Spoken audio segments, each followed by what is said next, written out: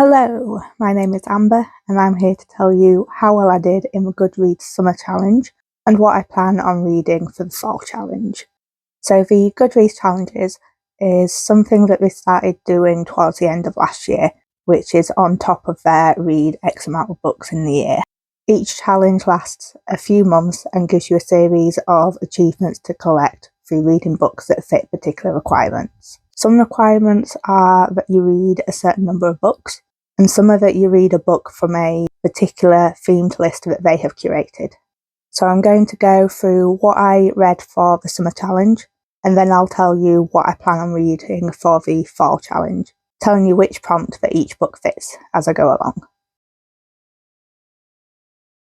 So the Summer Challenge ran from July to September, and there were 9 achievements to collect, of which I collected them all.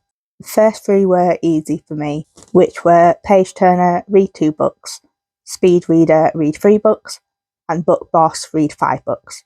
So the 5 books that I read were The Excitements by C.J. Wray, The Indie Author Mindset, How Changing Your Way of Thinking Can Transform Your Writing Career by Adam L. Croft, Wrath by Gwynne, Equal Rites by Terry Pratchett, and The God of the Woods by Liz Moore.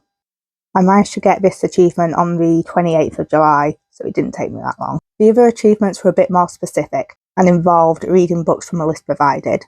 The first achievement was Challenge Faves, read one of the most read books of 2025 so far, and for this I read The God of the Woods by Liz Moore, which I also read for Poolside Puzzlers, read one Beach Ready mystery and thriller book. For Chart Topper, read one hit book from the first half of 2025. I read Bat Eater by Kylie Lee Baker. For acclaimed titles, read one award-winning book. I read Some Desperate Glory by Emily Tesh. This won the Hugo Award. Then for debut darlings, read one book by a debut author. I read Blood Slaves by Markus Redmond. Then finally for the lightning round, where you had to read a book within a month, I read The Will of the Many by James Islington. So with this one, the list provided was broken down into page counts, so you could choose to read a book under 150 pages, between 150 and 200, 200 to 250, and so on, up to a section with the biggest page count, which was over 500 pages. So I ended up reading from the over 500 pages category, as it meant I didn't have to source a new book. So I managed to hit all the achievements for the summer round and found some really good reads from it as well. In fact, from the achievements where you had to read a book from one of the lists, every book I read I rated 4 stars, apart from God of the Woods, which I think was just not my vibe. So that was the last round. Now for what I'm planning on reading for the Fall Challenge, or that I have already read. And yes, I would much rather be calling it autumn and not fall, but as Goodreads is American, I'll go by what the challenge actually says. So we start with the same achievements of Page Turner, read 2 books, Speed Reader, read 3 books, and Book Boss, read 5 books, which I have already completed with A Time of Dread by Gwynne, The Pumpkin Spice Café by Laurie Gilmore, The Private School Murders by James Patterson and Maxine Paetro, Dreadfully Ever After by Steve Hockensmith, and Human Rites by Juno Dawson. Then for community picks, read one Dark Academia. I read A Deadly Education by Naomi Novik, which is the only challenge that I have hit so far, but we still have over a month for the rest of the challenges, so I'm not really worried about not hitting all the prompts. So for Hispanic Heritage, read a book for Hispanic Heritage Month. I want to read The Bewitching by Silvia Moreno-Garcia.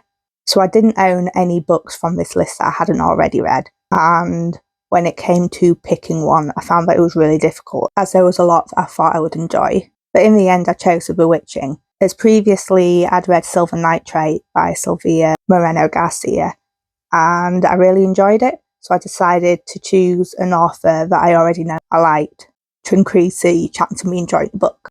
Then for Spine Tinglers, read a spooky season horror book. I was surprised to find that despite the amount of horror I read in October, none of it was on the provided list. So now I'm going to read The Hollow Places by T. Kingfisher.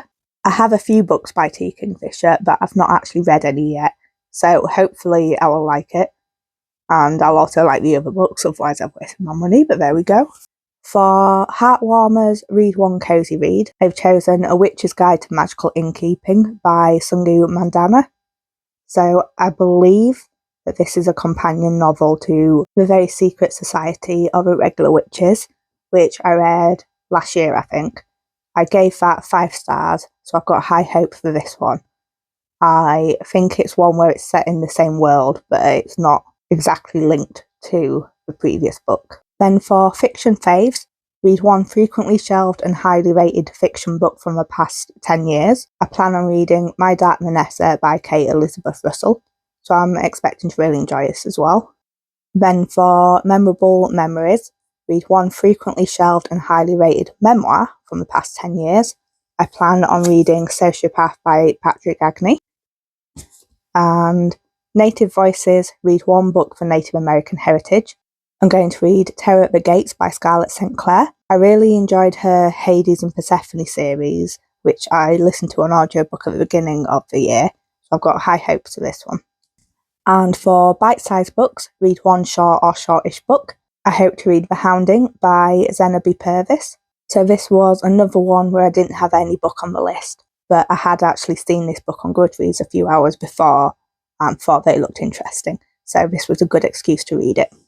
Then finally, for Choice Award, read one of the 300 winners or nominees of the 2025 Goodreads Choice Awards.